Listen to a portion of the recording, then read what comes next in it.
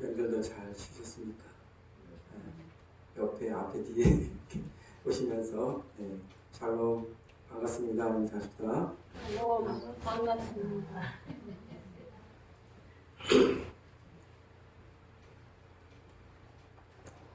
유기성 목사님이 이렇게 말씀하셨습니다.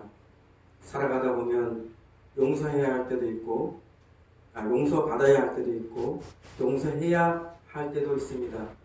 죄를 짓고 용서받는 것도 어렵지만 못지않게 용서하는 것도 어렵습니다. 특히 사랑하는 사람으로부터 마음의 상처를 받고 용서가 되지 않아 괴로워하는 이들을 많이 봅니다. 용서해 달라는 것 자체가 너무나 뻔뻔해 보입니다.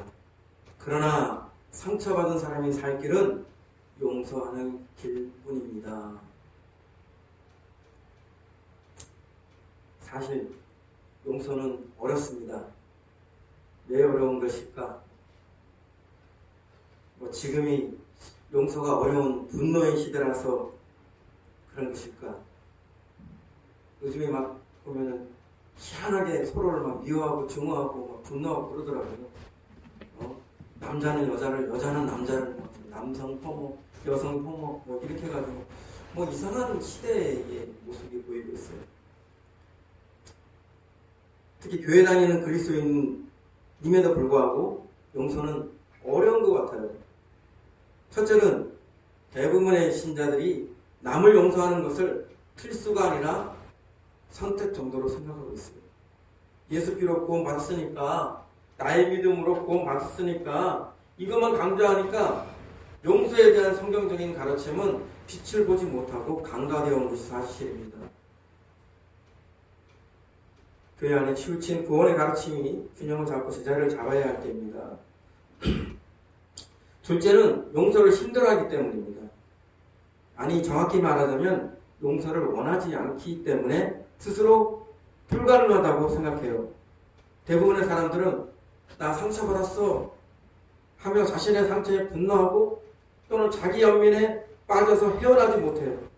그 상처가 사실은 자신에게 늪이 되고 덫이 되고 올가미가 된다는 것을 잘 인식하지 못해요.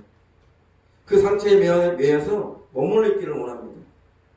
셋째는 용서하지 않는 마음이 마귀에게서 온 것을 모르고 속기 때문이에요.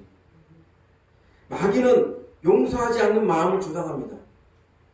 과거의 상처, 과거에 당한 일들을 자꾸 떠오르게 해요. 분노하게 하고 고난을 갖게 합니다. 마귀가 가룟 유다에게 예수님을 팔려는 생각을 넣었듯이 여러분에게도 충분히 용서하지 않는 마음을 넣을 수 있습니다. 그것을 어떻게 하느냐? 하나님은 여러분에게 용서하라 하셨어요. 그렇죠? 그러면 여러분 안에서 용서하지 마라 하고 충동질하고 말하는 자는 누구입니까? 여러분입니까? 아닙니다. 해묵은 과거를 들춰내며 분노와 미움을 조장하는 게 누구이겠습니까? 바로 마귀입니다. 여러분이 용서하지 못하게 해서 결국에 구원받지 못하고 지옥에 끌고 가려는 그 의도가 마귀한테 있는 거예요. 눈에 보이지 않는다고 해서, 귀에 잘 들리지 않는다고 해서 속으면 안 돼요. 마귀는요, 부지불식간에 암시를 통해서 쓱 하고 갖다 줘요. 내가 잘 못 알아차리게끔 하는 그 순간에 쓱 하고 나쁜 생각을 줍니다. 여러분에게 용서하지 않는 마음은 여러분에게서 온 것이 아니라 마귀가 넣어주는 것입니다. 그래, 주의해야겠죠. 용서는 위대한 것입니다. 용서는 우리가 받은 하나님의 사랑을 나를 극복하고 실천하는 것이기에 위대한 것입니다. 그렇다면 왜 용서해야 하는 것인가? 첫째는 조건적으로 내가 용서하지 않으면 하나님도 나를 결단코 용서할 수 없기 때문입니다. 내가 용서해야 하나님도 용서할 수 있어요. 내가 용서하지 않으면 하나님도 나를 용서할 수 없습니다. 이것은 조건적인 것입니다. 그가 회개한 사람일지라도, 그가 믿는 사람일지라도, 그래서 구원받은 사람일지라도 그가 누군가를 용서하지 않은 단 한 사람이 있으면 그가 받은 죄 용서와 구원은 취소되고 무효가 됩니다. 이것은 예수님에게 구원의 능력이 있다는 것과 나에게 구원받을 믿음이 있다는 것과는 전혀 상관없는 별개의 것이에요. 하나님의 용서는 나의 용서를 전제로 합니다. 그건 제외할 수 없는 필수 조건입니다. 하나님은 용서한 자, 용서하기로 작정한 자를 용서하시지 용서하지 않은 자를 용서하지 않습니다. 그것이 하나님의 정의이고 공정한 것입니다. 하나님이 용서할 수 없는 나를 용서하셨는데 정작 그런 나는 누군가를 용서하지 않는다는 것은 이율배반적인 것이고 불의한 것이기 때문입니다. 마가복음 11장 25절 서서 기도할 때 아무에게나 혐의가 있거든 용서하라. 그리하여야 하늘에 계신 너희 아버지께서도 너희 허물을 사하여 주시리라 하시니라. 누가복음 6장 37절 비판하지 말라 그리하면 너희가 비판을 받지 않을 것이요 정죄하지 말라 그리하면 너희가 정죄를 받지 않을 것이요 용서하라 그리하면 너희가 용서를 받을 것이요. 누가복음 11장 4절 우리가 우리에게 죄 지은 모든 사람을 용서하오니 우리 죄도 사하여 주시옵고 우리를 시험에 들게 하지 마시옵소서 하라. 주기도문에 나오는 것입니다. 무조건 하나님께서 우리를 용서해 주는 게 아니에요. 우리도 다른 사람 또는 나를 용서해야 돼요. 그 용서의 대상이 꼭 남이기만 하지 않아요. 나 자신도 용서해야 돼요. 예, 나를 용납하지 않는 사람들이 있어요. 나를 증오하고 나를 미워하고 나를 부정하는 사람들이 있어요. 그거 하나님 눈에 옳지 않습니다. 예. 주께서는 우리를 용서하기 위해서 피를 쏟고 자기 몸을 찢었는데 왜 여러분들은 무슨 자격으로 자기를 용서하지 않습니까? 예? 용서해야 됩니다. 내가 진심으로 죄 용서받기를 원한다면 나도 다른 사람의 죄를 용서해야 합니다. 그것이 나를 용서하신 분의 조건적인 요구인 것입니다. 다른 모든 죄는 예수의 피로 해결할 수 있습니다. 그러나 내 스스로가 용서하지 않는 마음을 버리지 않는다면 용서하지 않는 죄를 예수의 피로 해결할 수도 없고 용서하지 않는 죄를 가지고 천국에 들어갈 수도 없습니다. 우리 중에 회개를 하는데 용서를 하지 않는 분들이 계셔요. 이것은 굉장히 위험한 겁니다. 여러분이 하나님 앞에 어떤 회개를 열심히 해서도 누군가를 용서하지 않으면 여러분은 결단코 용서받지 못합니다. 이것이 성경의 진리입니다. 여러분이 예수께로 제사를 받기를 원한다면 조건적으로 여러분은 남의 죄를 먼저 용서해 줘야 합니다. 두 번째는 하나님에게 불쌍히 여김을 받은 자는 다른 사람을 불쌍히 여길 줄 알아야 합니다. 그렇지 않으면 하나님의 진노를 받을 것입니다.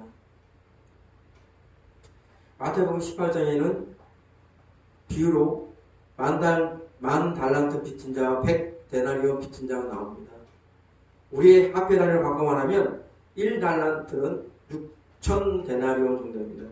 6,000배가 될 정도로 달란트가 큰 단위가 되는 거죠. 그래서 만 달란트는 6천만원, 100데나리온은 100만원 정도의 우리 돈으로 비유하게 해보겠습니다. 6천만원 탕감받은 사람이 자기에게 빚진 1,000만원 빚진 사람을 탕감해 주지 못해서 무자비하게 내놓으라고 닥달하는 내용이 나와요. 그죠? 남에게 큰 빚을 졌다가 탕감을 받는 은혜를 받았다면 그도 남에게 인색하면 안 돼요. 받은 은혜대로 작은 빚을 탕감해 줄 줄 알아야 됩니다. 그러나 결국 큰 자비를 받고도 자신은 무자비함으로 응수하여 그는 탕감받은 모든 것이 어떻게 돼요? 취소가 됩니다. 도루묵이 돼요. 도루묵. 네? 원래대로 내가 이만큼 탕감해줬는데 너는 다른 이의 작은 그 액수도 탕감해주지 않았으니까 원래대로 나도 없던 걸 하겠다. 이렇게 되어버리는 거예요. 마태복음 18장 33절에서 큰 빚을 탕감해준 사람이 진노하여 이렇게 지적합니다. 내가 너를 불쌍히 여긴과 같이 너도 네 동료를 불쌍히 여김이 마땅하지 아니하냐. 내가 너를 불쌍히 여겼는데 너도 다른 사람을 불쌍히 여겨야지. 내가 너를 용서했는데 너도 다른 사람을 용서해야지. 이것이 하나님 말씀하시는 공평한 정의입니다. 내가 너를 불쌍히 여겼는데 너는 다른 사람을 불쌍히 여기지 않으면 나는 무엇이 되는 것이냐. 내가 너를 용서하였는데 너는 다른 사람을 용서하지 않는다면 너를 용서한 나를 거부한 것이고 모욕하는 것이다 라는 것입니다. 더욱이 너에게 잘못한 사람의 죄보다 비교할 수 없는 많은 죄를 용서받은 너는 그래서는 안 된다는 것이죠. 하나님의 궁극적인 뜻은 누가복음 6장 36절 37절에 잘 나옵니다. 너희 아버지의 자비로우신 같이 너희도 자비로운 자가 되라. 비판하지 말라. 그리하면 너희가 비판을 받지 않을 것이요. 정죄하지 말라. 그리하면 너희가 정죄를 받지 않을 것이요. 용서하라. 그리하면 너희가 용서를 받을 것이요.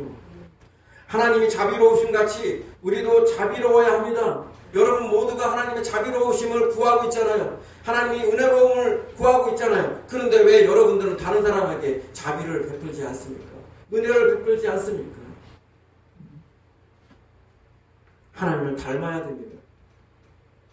여러분들이 하나님을 아버지라고 부르는 것처럼 여러분이 진정으로 하나님의 자녀라 한다면 그 아버지가 자비로우신 것처럼 그 아버지가 은혜가 풍성한 것처럼 다른 사람에게도 자비를 베푸시고 은혜를 베풀어야 하는 것입니다.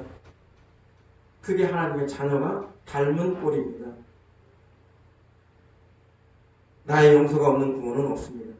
모든 구원의 진리와 길과 은혜가 내게 있을지라도 나 자신이 누군가를 용서하기를 원치 않는다면 그는 하나님의 구원을 스스로 거절하는 것입니다. 세 번째는 용서해야 자유할 수 있기 때문입니다. 용서하지 않으면요, 영적으로 부정적인 많은 것에 묶이게 되어 있어요. 막히게 됩니다. 잘 안 돼요. 잘 안 풀려요. 문제가 생깁니다. 뜻하지 않은 문제들이 많이 생겨요. 용서하지 않는 마음을 갖고 산다는 것은요, 독을 품고 사는 거예요. 용서하지 않는 마음 그 자체가 죄이기 때문에 여러분들이 죄를 허용하는 그 순간에 마귀가 여러분들한테 문을 열고 들어올 수 있는 기회를 주는 거예요. 용서하지 않는 마음을 가진 사람은요, 발 뻗고 못 자요. 창살 없는 감옥에 사는 거예요. 그 마음이 감옥에 없을 뿐이지 항상 미워하고 증오하고 원한을 갖고 그런 마음에 지옥과 같은 마음이 되는 거예요. 창살 없는 감옥이 따로 없는 거예요.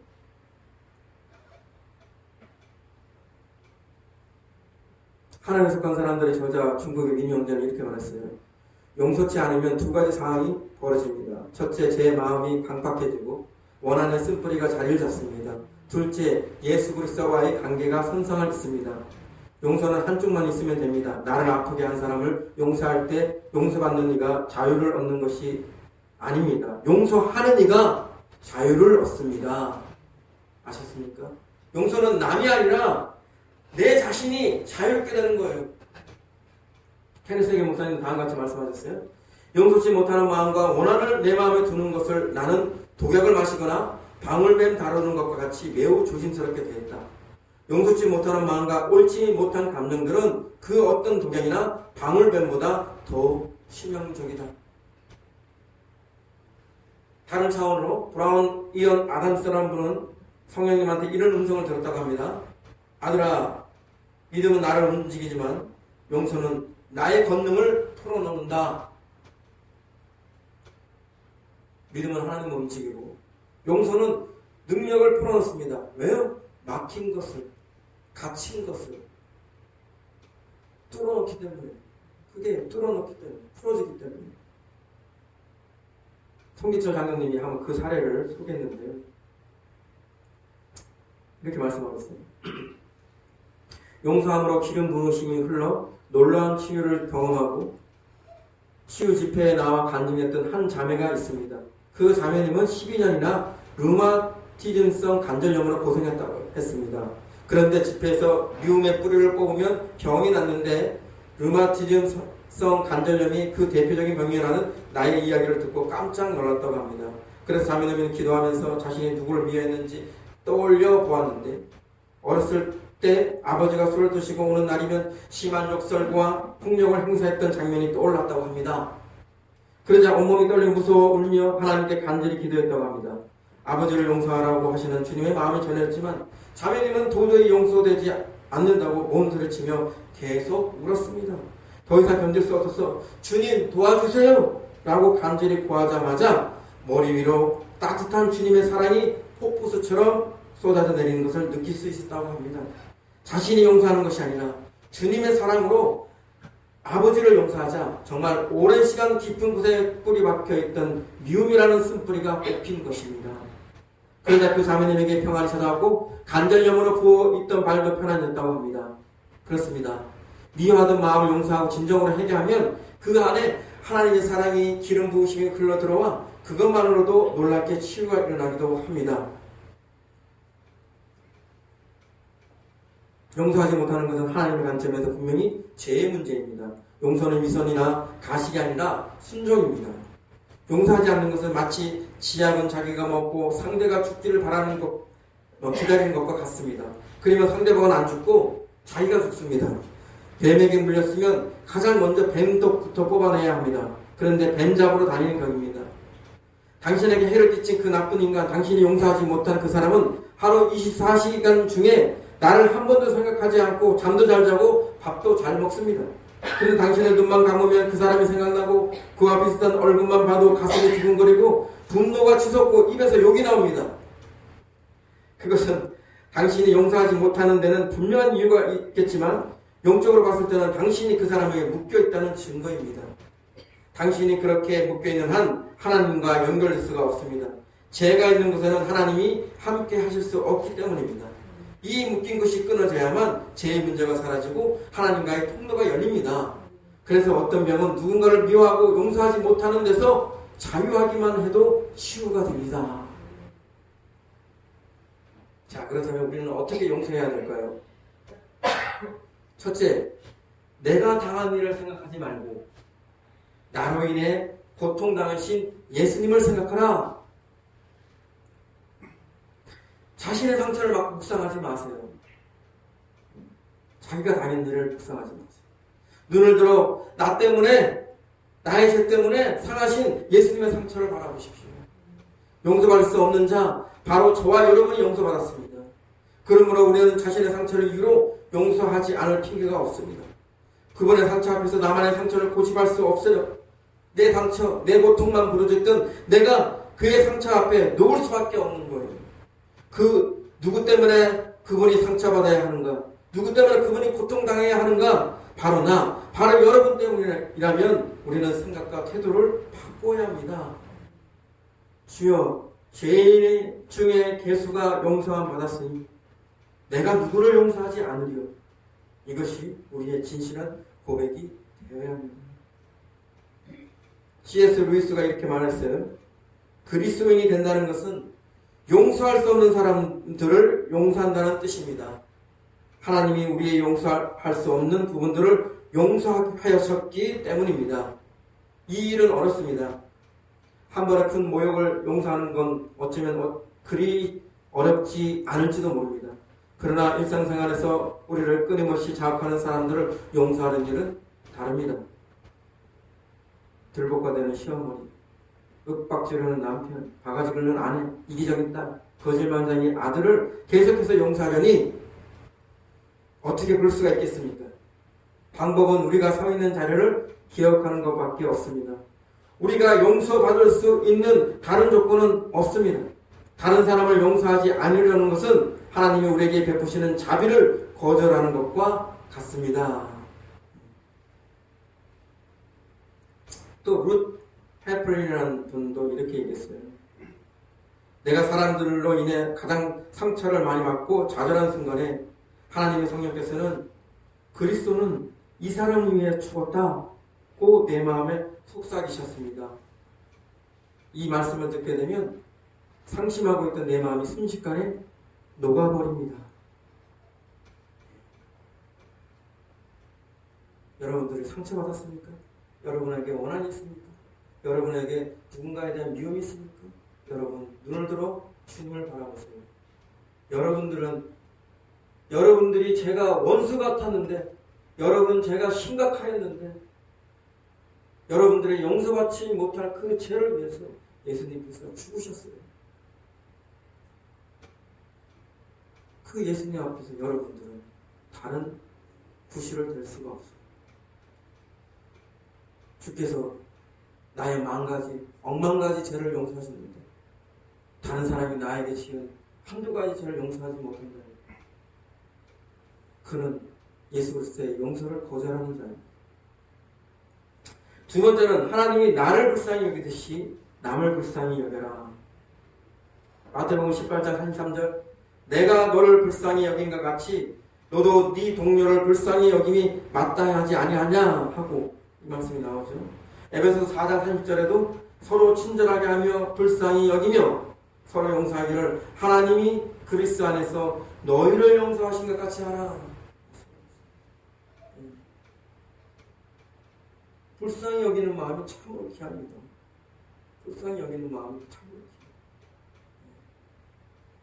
아무리 미워요, 아무리 문제가 있어요, 아무리 안 좋은 마음이 있어요. 그런데요, 불쌍히 여기는 마음이 생기면 다 덮을 수 있어요.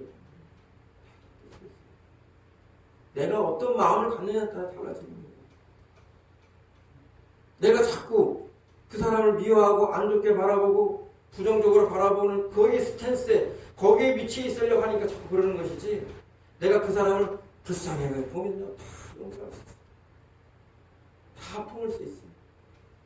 우리 다 불쌍한 사람이죠. 하나님으로부터 다 불쌍히 여김을 받았고, 그래서 우리 용서받았잖아요. 우리에게 자비가 없었다면, 우리에게 불쌍히 여김이 없었다면 우리가 어찌 이 자리에 있을 수 있겠습니까? 하나님의 은혜를 받을 수 있겠습니까? 우리는 완벽하지 못합니다. 세상에 완벽한 사람은 없어요. 그렇기 때문에 우리는 싫든 좋든 누군가에게 허물이 있고 잘못을 할 수밖에 없어요. 누군가가 나한테 잘못을 하면 우리는 그 사람이 잘못한 걸 기억하려 하지만 사실은 나도 누군가의 잘못을 하는 사람이에요. 누군가의 허물을 갖는 사람이에요. 완벽한 사람은 없습니다. 도찐개찐이고 50고 100보예요. 네? 여기서 그렇게 있는 게 없어요. 하나님은 용서하고 화평하기를 원하십니다. 하나님은 용서하고 서로 간에 평화를 누리기를 원하십니다.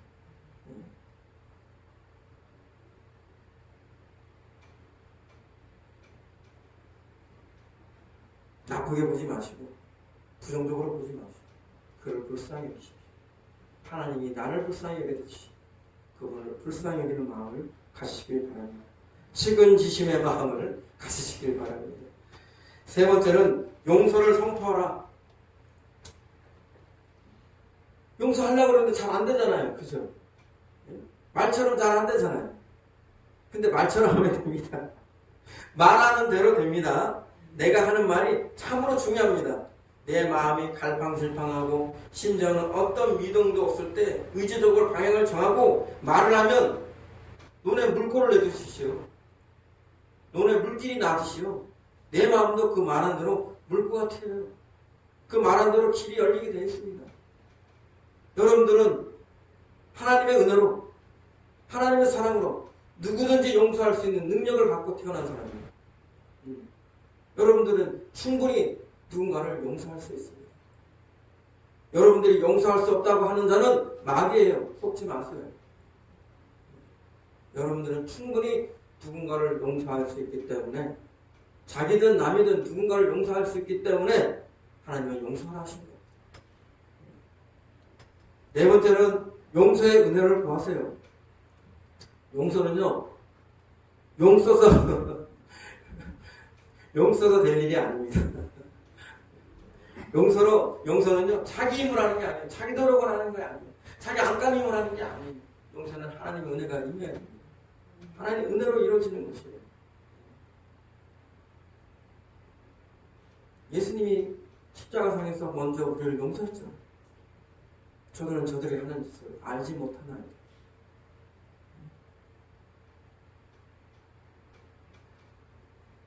십자가에 달리실 때도 용서하셨어요. 저들을 용서하여 주시옵소서.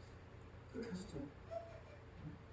용서를 구하지도 않았는데 그들의 죄를 용서해달라고 구하셨어요.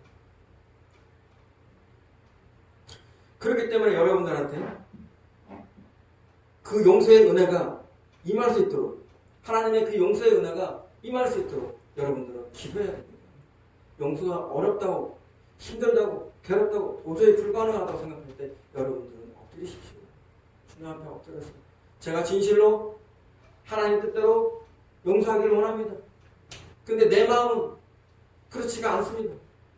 그럼에도 불구하고 저는 하나님께 은혜를 구하고 힘을 구하며 능력을 구하며 제가 용서할 수 있기를 원합니다 하고 주님께 은혜를 구하시면 하나님께서 여러분 마음에 임하실 것입니다. 다섯 번째는 용서하지 않는 마음을 넣고 부추기는 마귀를 축소하세요. 여러분 것을 훔치고 멸망하게 하고 죽이게 하는 마귀, 그들은 여러분들이 구원받지 못하도록 용서하지 않는 마음을 잡으십니다.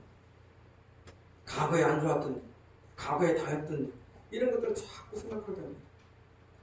그럼 마음에 뭐가 생겨요? 분노가 일어납니다. 화가 납니다. 미움이 생깁니다. 복수하고 싶은 마음이 막 생겨요. 근데 그 마음, 여러분이 속는 겁니다. 그 마음을 덥석 누르면 안 돼요. 그 마귀가 가져다 주는 마음. 하나님이 용서하라고 그랬지 용서하지 말라고 하지 않았어요. 그럼 여러분 안에서 말하고 있는 자는 마귀인 거예요. 여러분은 담대하게 예수의 이름으로 물리쳐야 돼요. 여러분에겐 예수 이름의 권세가 있지 않습니까? 그 이름의 권세로 용서하지 않는 마음, 예수 이름으로 떠나가라. 축사해야 됩니다. 여러분은 하나님의 사랑으로 태어난 자예요. 하나님의 사랑 가운데 태어난 자예요. 사랑 가운데 두 번째 태어난 사람이에요. 하나님의 사랑 가운데 행하여야 됩니다. 용서하지 않는 마음이 여러분에게 왕로부터 나옵니다.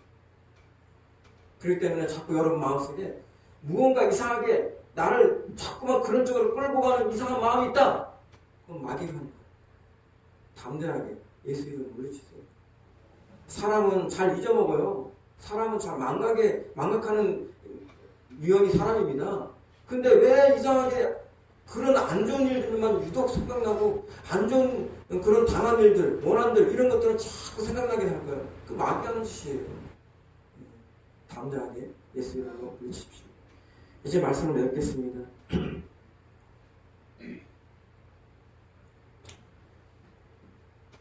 죽은 지 3일 만에 다시 살아난 사람이 있습니다. 여러분들은 예수님을 생각하겠죠? 예수님이 아니고요. 그 사람은 2001년 11월 30일 교통사고로 사망한 후에 3일 뒤인 2001년 12월 2일 다시 살아난 사람이에요. 그는 나이지리아의 오니샤라는 도시에 위치한 파오 차펠 복음의 교회의 담임 목사인 다니엘 에케추크 목사님이십니다. 그는 사망한 후에 천국과 지옥을 경험했는데 그는 기적적으로 살아서 돌아오게 됐어요. 근데 그는 처음에는 불타는 지옥에서 지옥행 판결을 기다리는 중이었습니다. 지옥의 현장에서 천사가 말합니다. 다니엘, 당신이 본 이 지옥이 당신이 받을 몫이 될 것입니다. 다니엘은 떨리는 목소리로 반박했어요. 아니에요. 나는 목사예요. 나는 거듭났어요. 저는 이 나라 여기저기를 다니며 설교했고 이건 있을 수가 없어요. 저는 안 돼요. 천사가 말했습니다. 됐어요. 다니엘, 당신이 병원에서 기다리고 있을 때 당신의 아내가 용서해달라고 간구했습니다. 하지만 당신은 부인을 용서하지 않았어요.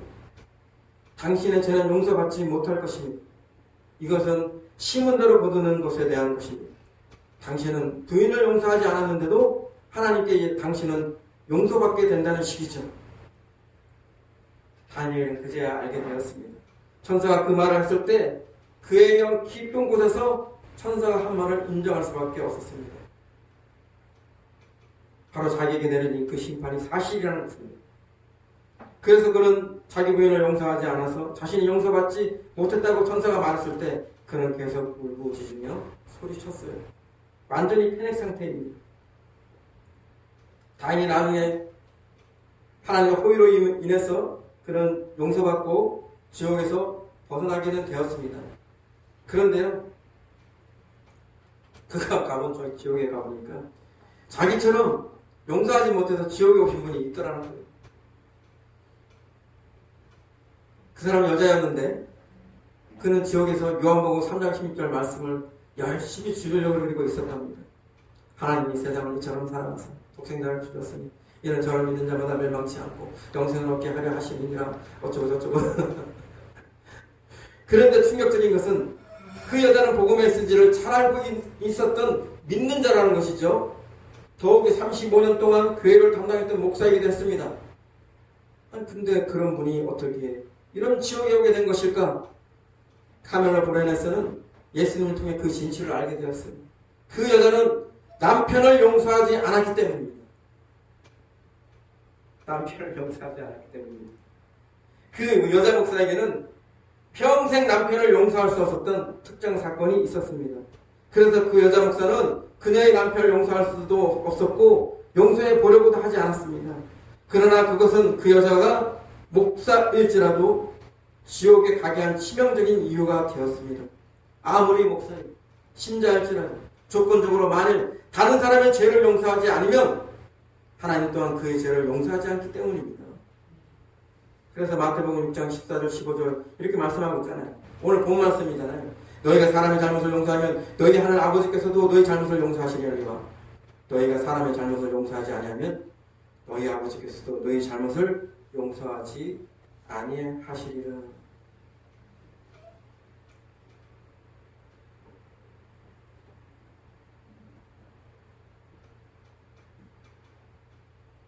카멜로 브레네스 목사님 이렇게 말하고 있습니다.